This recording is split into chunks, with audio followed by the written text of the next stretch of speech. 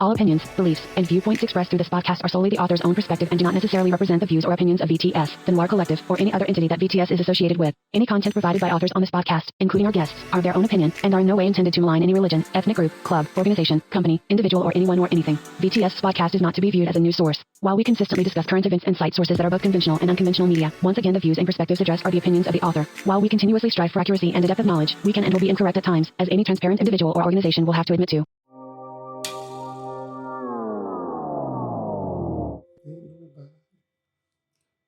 Vans.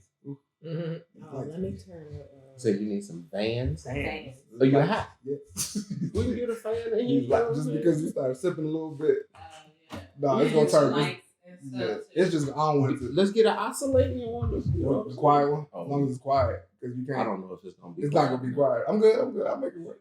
Yeah, I'm just saying. You sure I get you a tank top? I'm good, bro. I'm not You good. want a tank top? No, that's not my style. Oh, it's not. You don't want to. Hey, you better hold on. Now you ain't doing all this workout for no reason. Oh yeah, I'm doing it for me. I ain't sure it's for me. It's for me. It's my godly temple. You ain't gonna be at the beach. You ain't gonna. Okay. You know me. I'm gonna be at the beach with a t-shirt. Y'all know I'm gonna wear. Even when I got my six pack, I'm gonna have my white t-shirt on. Like Deanna, we ain't gonna no. I'm with you. I'll make up for both of us. You make listen. They'll be like, hey, you know what I'm saying? D ain't gonna. No, he got me. He got me. That's exactly what I'm saying. He got me. I can point to you, AJ, Murph. I can point to all the crew. Kendrick, Dante. Everybody gonna have their shirt on. Just me. And why you ain't take your shirt off? Because, ma'am. This is temple. This is you gotta crush it my over. body. Right. This This is a temple. I gotta clutch my pearl. Now, if you give me some drinks, I know you. I might be 2 tequila. I know I'll be. Woo! Is he got naked over there? He can't. He won't put it back He won't on. put it. And then we gotta go eat. I'm not eating today. I'm not eating today. Not if I can't not have this.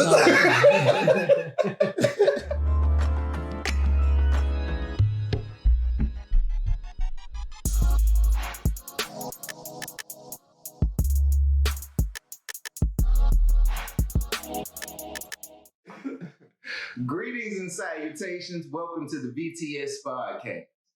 What's this podcast? You say? I got this. This podcast is the Safety and Protection Podcast presented by Biotechnical Solutions in the Noir Collective. I appreciate the clarification. All right. My name is M. This is the Queen. This is D.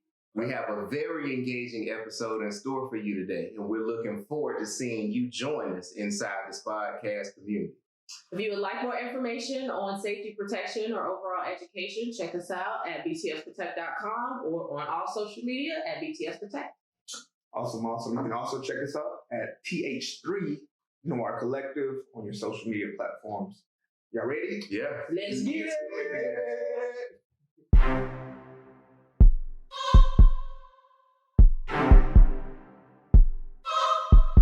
Oh, shit. Okay. So, the crime, y'all gonna laugh when I say this, don't laugh. The crimes of passion, those don't have a tendency to be able to reach the level of a lot of people. Yeah. They can, because I feel like even the crime of passion can sometimes don't shoot me inadvertently. I know inadvertently turn into what we would classify as a mass shoot. Like if I'm looking for you and I happen to find you in the mall, it might be some some collateral damage, and it turns into a mass. But the original motivation was still you as an individual. I just didn't care about the repercussions. Yes. As opposed to I'm targeting. Nah, I want to go to the mall because I know it's gonna be a lot of this there. I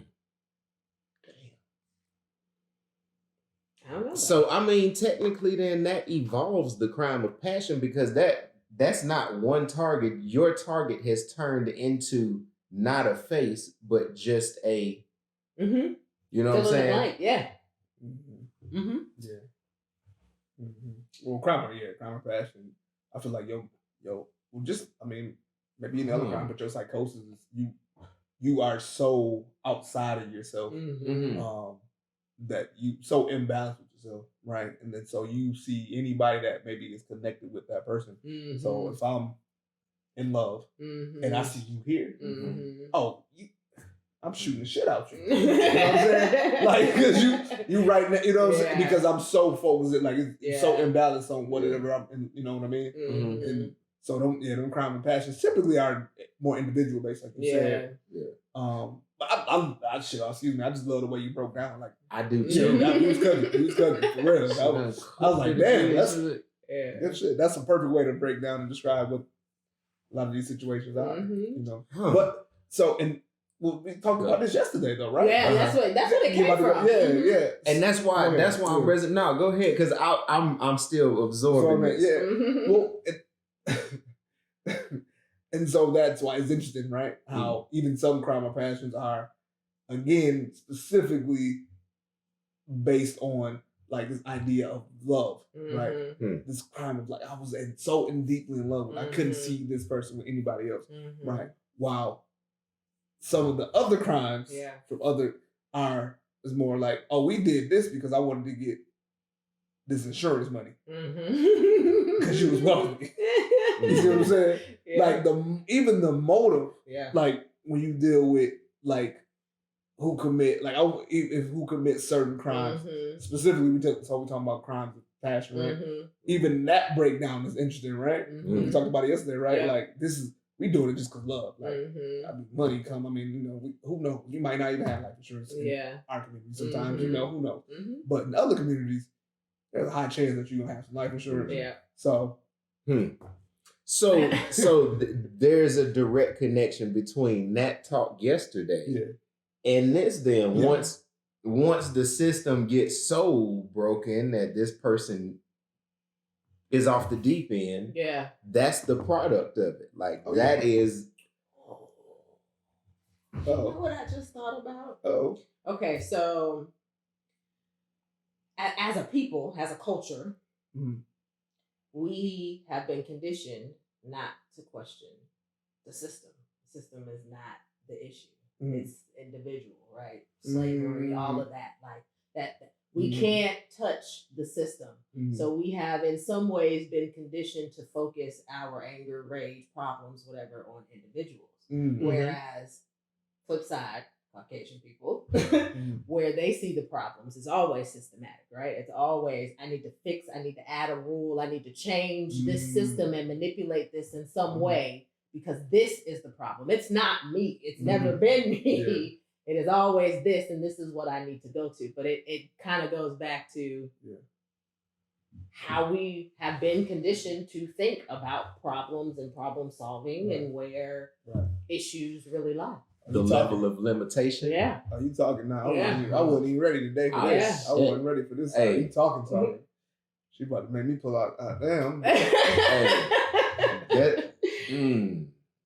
You walking. I just thought about it. Now you talking about policy. You talking about all Hence January 6th without getting.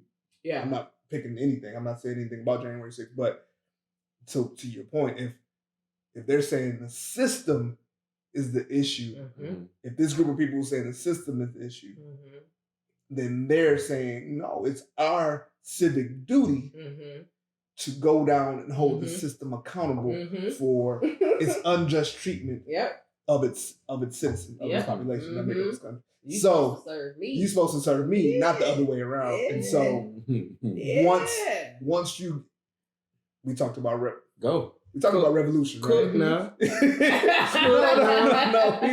No. We talked about. I'll just keep being simple, but we talked about revolution, and that there is that's right there. When people realize that, no, wait, something not right. You work for me, not the other way around.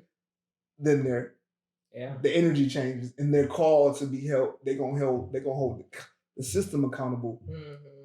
Even if individuals did something, they hold the system accountable for producing, for yielding this. You planted this seed. The system planted the seed. I'm not even gonna be mad at what came out of there because I know why it came out like that because this was rotten in the first place. Mm-hmm. You know what I mean? Mm-hmm. Yeah. That's like being mad at a farmer for planting some, you know what I'm saying, some seeds that already faulty from the beginning. Mm-hmm. You know what I'm saying? I had to plant them because this is what we had. Yeah. I didn't have no other option. Mm-hmm. I planted it. And now y'all mad because now it's causing cancer. You know what I'm saying? Y'all gave me the seed. Y'all gave me the seed. Y'all gave me the seed. And now they causing cancer. And you mad at me? No. I'm a farmer. I'm mad at, you know what I'm saying, the system that gave me the seed. I dig it though. But okay, yes, there's no but. Yeah. So in this system that is creating, right, you have malfunctions, Yeah. right? And then I think that the system itself calls, because I'm finna bring this back, those anomalies, which are the mass shootings, those people who come out with this violence, they try to use that as the, the system is good. We just got one malfunction. Yeah. Yeah. So let's add this rule to fix this one little thing over here. And then we go back, business as usual. And it addresses nothing. Yeah. It addressed, it's a react. Like you said, it's a reaction to I'm never good at saying that word. Say it. Anomaly. I'm you just said it. Did I? No, I hate saying it. I can say it without thinking about it. When I think about it, I'm like, ammonia. Like what? Like what? Not even snow. You tried. Banana. What are you talking about? I can't say it. I'm sorry. That's the one word I can't get in the English language. Those so many words. A superhero. I know that. All you gotta do is just put that word in front of you. Like, say that word. You defeat me.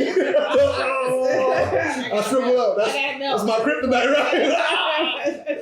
I gotta have y'all come in and get the word away from me. Like, bro, come pick the paper up. No, you gotta move it. I can't touch that. I can't touch it. Bro, that'll be the funniest. Like, man, he's so strong. We can't defeat him. And then the one person, no. Like, hey, D, read this word.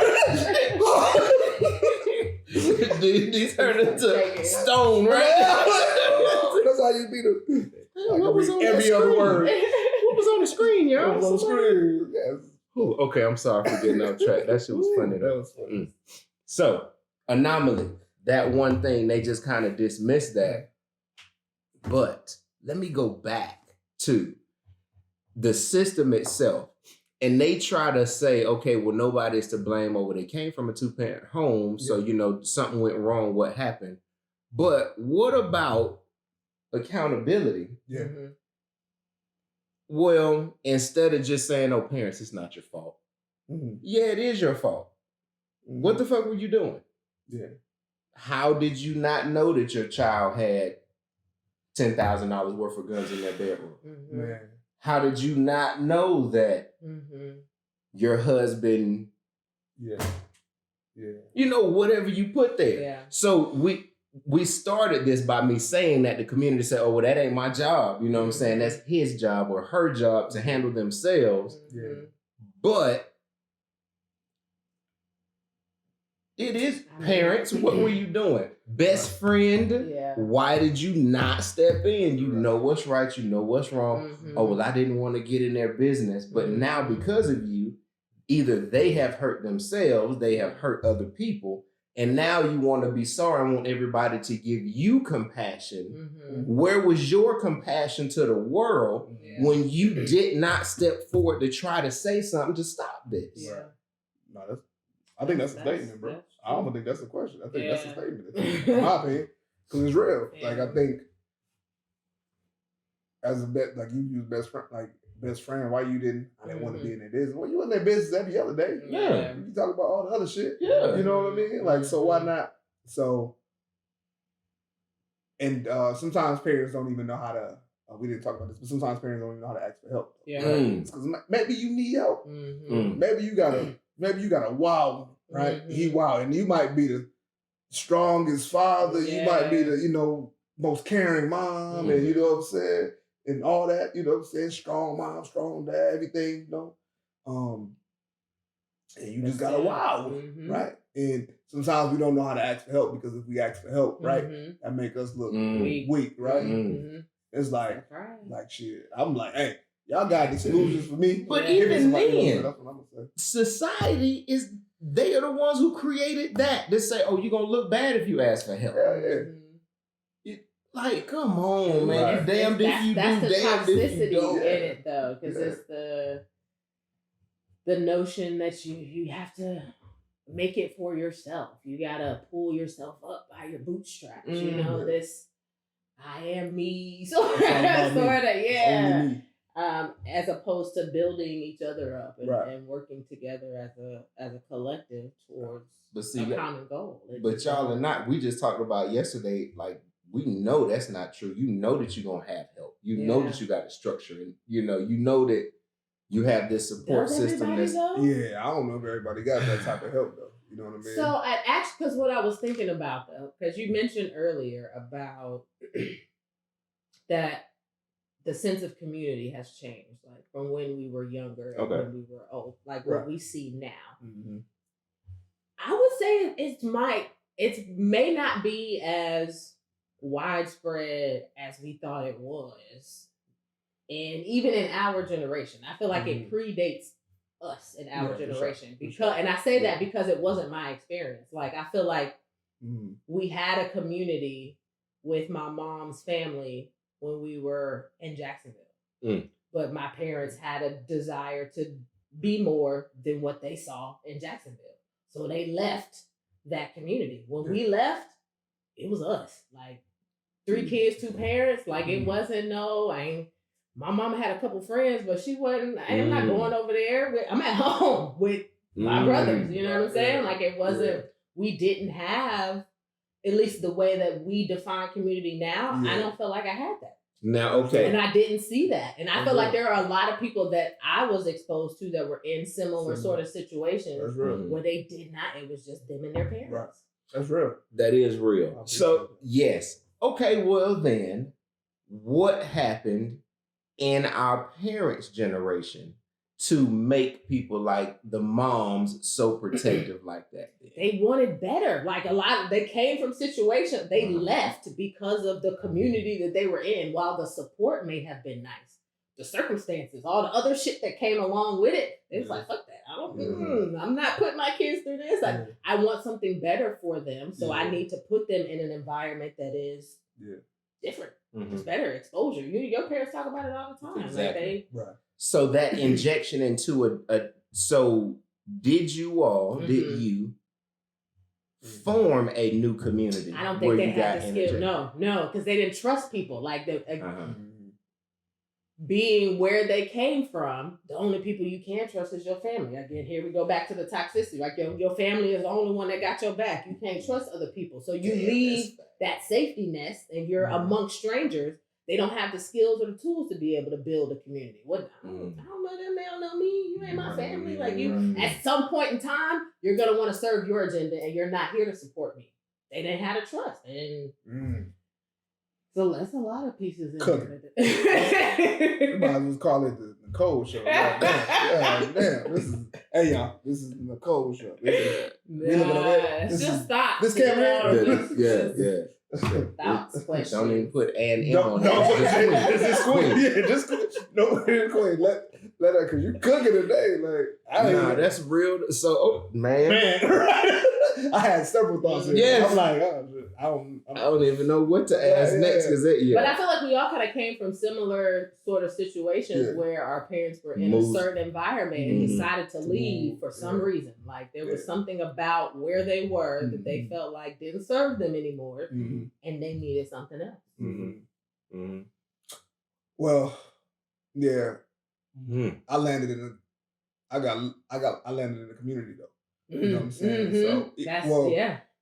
But again, their generation was so different because again, our parents' generation, they were more forced to be around each other, right? They had to live within these silos, right, of the community. So like now, bro, we so spread out. Like, I mean, you got black you got black communities, but a lot of us so spread out. You know what I'm saying? Mhm. Especially especially if you, as you get into different classes of black folks, right? Yeah. You know what I'm saying? Not saying a class is better than the other class. I'm just saying as you like wealthier black folks tend to spread out further from the community. It's just, from that inner city or that black community, that's what tend to happen. You know what I'm saying? Just because, again, like sometimes we growing up in some wild situations in the community just because of almost all of us here are dealing with lack of resources, lack of finances, and stuff like that. You know what I mean? So when you finally get a chance to be like,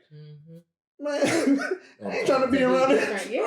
Yeah, you know what I mean? So you move. But I do think so I think what happens is, so when you get desegregation, you get, oh shoot, we don't gotta live here. I don't gotta live by you no more. I can go over here and be with these good people here. And you hear what we say? These good people here. Yeah. But why are they good? And these people are bad. You see what I'm saying? And that type of thinking is what could cause the effect of what we're saying here, where now we're like, yeah, we not, I mean, yeah, we might look like, but we not that. Yeah. We a different type of that. You know what I'm saying? We got morals and standards now. Like, well, we didn't have morals and standards here. But when you moved out here with these people, it just be now all of a sudden you got morals and standards. But what are their morals and standards that you've adopted into your life? And how has that impacted your life? It's a little bit different than what you were saying though, because I think yours is maybe not, because I think what you're saying is that they left because of the problems or maybe the lack of what they could see as the future for their kids. Yes, within those. Yeah. So it was like, all right, let's go here. So it wasn't necessarily that your parents were like, oh, these people are better than. It was just like, I think we need to get out of here because if we stay here, it might not be good for us or our kids. So let's move somewhere where we can create a new life. You know what I'm saying? But when they got there, from what I'm understanding with you, they didn't necessarily look to any other group of people to help out. They was just like, we're gonna insulate ourselves and we're gonna do the best we can. You know what I mean? I don't know. Is that the same? I don't think that's. Man, I feel like that's probably, well, wait a minute. Ask your question because I'm not answering the question. Okay, right. I was gonna say, I don't know. Is that the same sentiments for your father and your mother? Oh, so it was absolutely. So it was I want to put my family into the best scenario to them to have a peace of mind, them to have a family with a peace of mind, everybody feels safe, all that kind of stuff. So you know, you're all right. Yeah. And I'm in agreement with what you're saying now. After what y'all just said, yeah, you're right. Yeah. So okay, we hear those situations that happen. The ones that don't have that opportunity, right? We are going to, I guess, assume now, because we know that this is not true. We're going to say the ones who did not have that opportunity, they now have the self-imposed justification to say, okay, this is my excuse for doing this. Are they right or are they wrong? Now that goes back to you talking about choice at the start. But they let's say they do have the awareness to say, they have a choice. But they have not had the opportunity, or they are turned away from the opportunity, or somebody step in and say, hey, I see you trying to go after that. I am going to stop you. Yeah. You know, and they booby trapped it. I can't think of the word. Where's that accountability? I keep arcing around accountability and all of them. Yeah. I feel like there's still the other side of the pendulum. Like even within those circumstances where you're not, at least from the outside looking in, it looks like they're not presented with the opportunity. Think about what lens you're looking through, what opportunity actually is. Like how much of what they are presented with could be an opportunity, but they don't because they're scared. They're fearful about what taking that path would mean for them, because they have to leave and that's uncomfortable, right? I don't have my community anymore. I don't have my safety net. But what if that is the opportunity that could change those circumstances so that they could do better? Is that an okay excuse because it's going to make me uncomfortable? Well, I have an answer for that. But I mean, I do. I know. I receive what you're saying. But just because of the way that they're looking at it, like because this is not, they don't necessarily see it as an opportunity because of the lens that they're looking through what their circumstances are. The lens.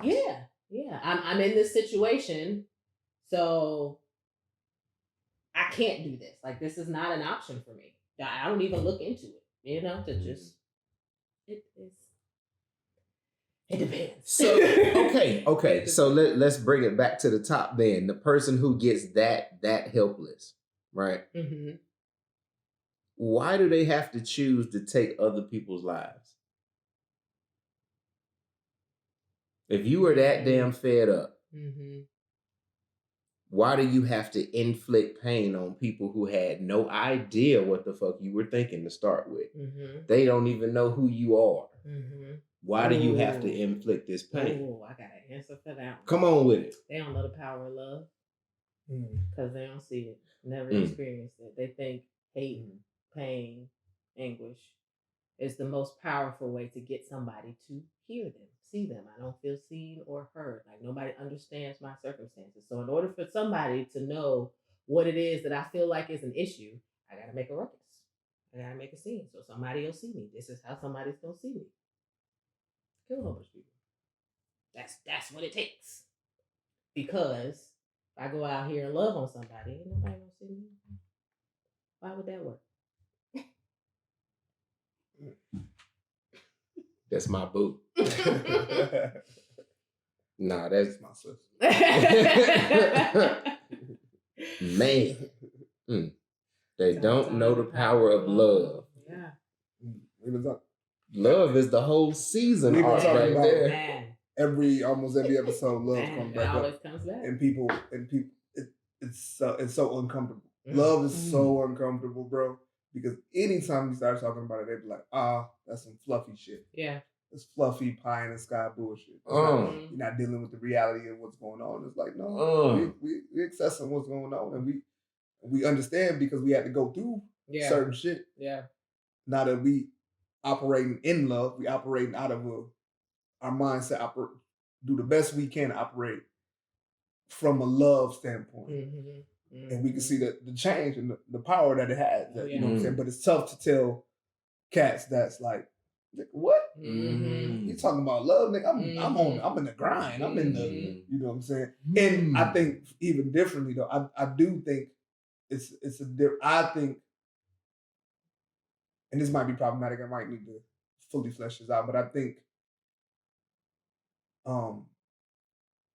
the reason that certain people commit these mass shootings juxtaposed others, I think it might, we kind of hinted, it might vary.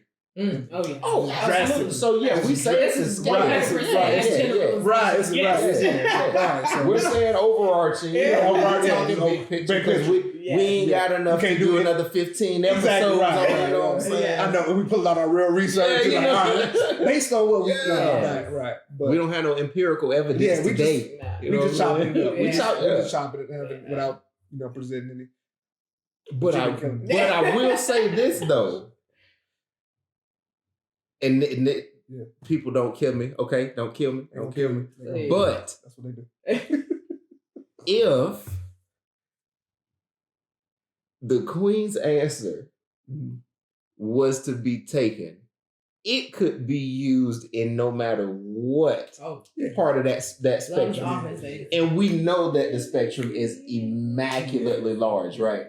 But we talk about there's no one right and then you hear but love there. You know what I'm saying? But love. It's almost like a cheat. It's a cheat. You can't say that because you could always use that. We can. But I guess then comes the argument of, well, how? And then that's where the communication comes. Community.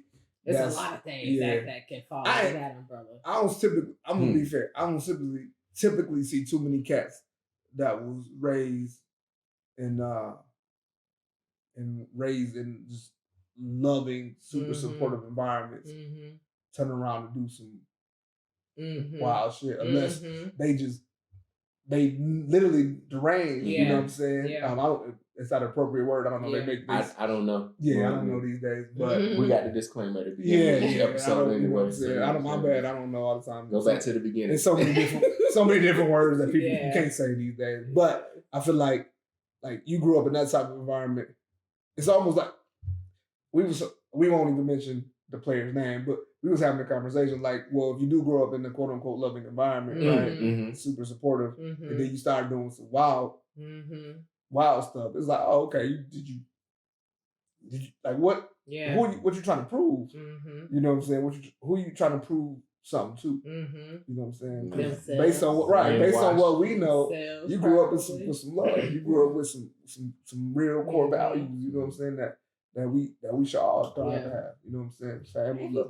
got to struggle though. Like just for because sure. You're in a loving environment. Like what did that love look like? Like everybody's love is not free flowing love. That's like true. Controlled love is gonna manifest some sort of like, you know, and it might be I might wild out a little bit because you love me, but you ain't let me express myself the way I want to. So now I get the opportunity to do some wild shit. I've never had that space to do that before, and in an environment where it was safe to do so. So now I'm in the world where it's not safe no more. I might do some shit, even though I was loved. Like I take back what I just said. Damn. I lost that argument. If we was having an argument, I'd be like, so I lost. If I had a debate, she won. All right. I'll take back. You won that. Damn, but I wasn't thinking about that. Yeah, I wasn't even thinking about that. That's what I'm saying. Like, that's real shit. Like, what does that love look like? It's still a choice, though. That's still his journey or whoever's journey, path to overcome and learn that lesson that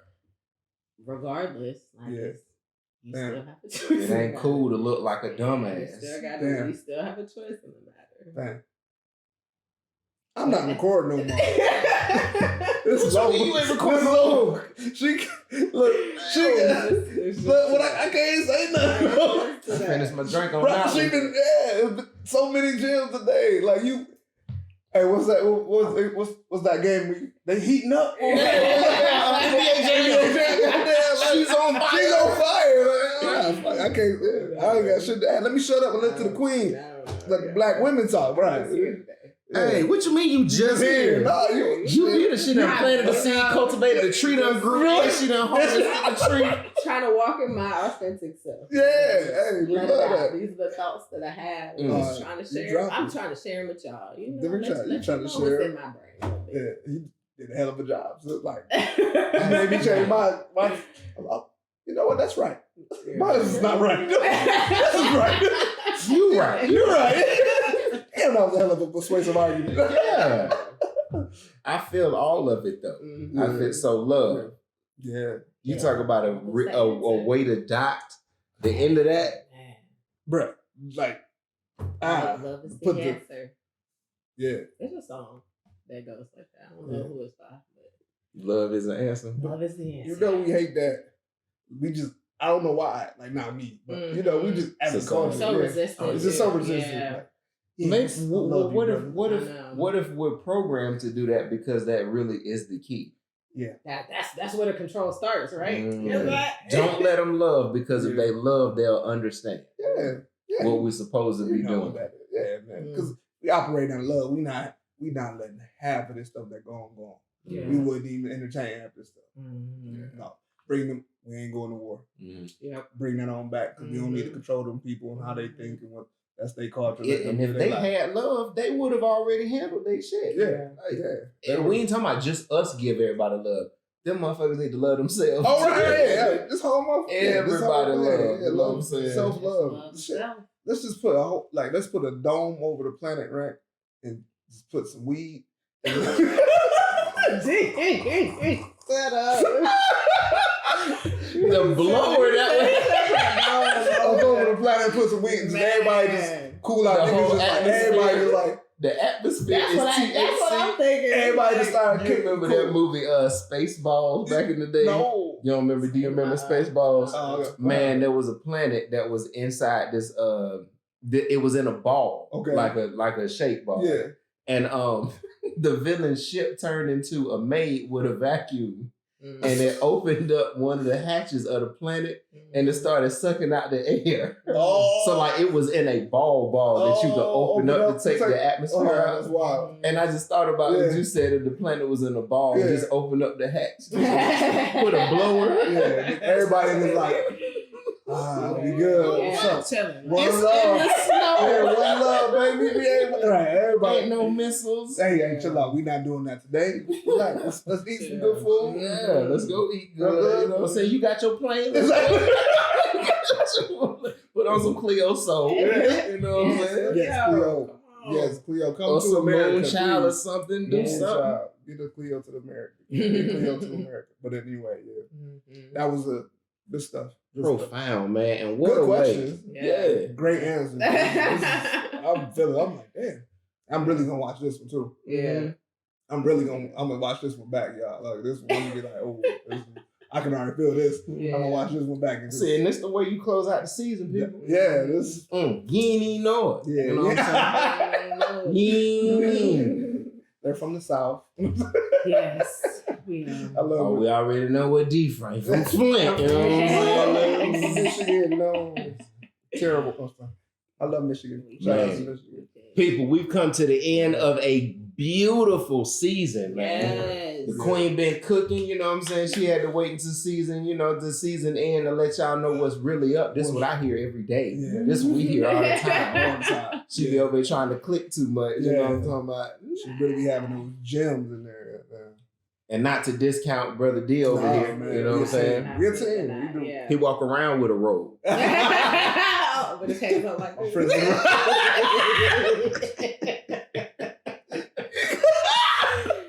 I am. Remove Man. my helpers. Like, damn, he don't touch. Yeah, okay. That's how I live it. That's how I operate in love. Y'all. That's how he got to this chair right That's how I now. got- The dude off camera over here that came, it's two of them. They pick him up. Pick him bring up. over here. Yeah, he do like this. Pick him up, you know what I'm saying? But people, we appreciate you joining us for a beautiful season. We have excellent content. We're going to introduce you all to our master trainers and their alter egos. Mm-hmm. Wow. Yeah. Whole bunch of other content. The Noir Collective. I'm going to let you speak on that. We got a million things coming. I'm too excited to talk about it. Yes. Please tune in to TA Street, Noir Collective, where we have a ton of content coming. Yep. Not just for our BTS family, but the community, our greater community, where you'll get a chance to just get to see us in different areas, different arenas, having conversations with different people, and just bringing more light to people that we support, businesses that we support, and just a great community of people that we would love to introduce you to and share. So definitely come along on the journey. Man, absolutely. You got anything you want to tell the people? I know you've been cooking. You might be emotionally drained. You know what I'm saying? We should. Hey, speaking of robes, we should have got the James Brown robe and put it over her. You know what I'm saying? No, just thank you guys for coming and hanging out with us. You know, chilling once a week. We look forward to next season and that's gonna be fun. What's to come? Absolutely, it's gonna be good stuff. I'm ready. Yes. They're not ready for that. They go to get ready. Hey, if you stay ready, you ain't got to get ready. But listen, on behalf of the VTS podcast, I am M. This is the Queen. This is D. We'll see you next season. All right. Peace. Weapons deactivated.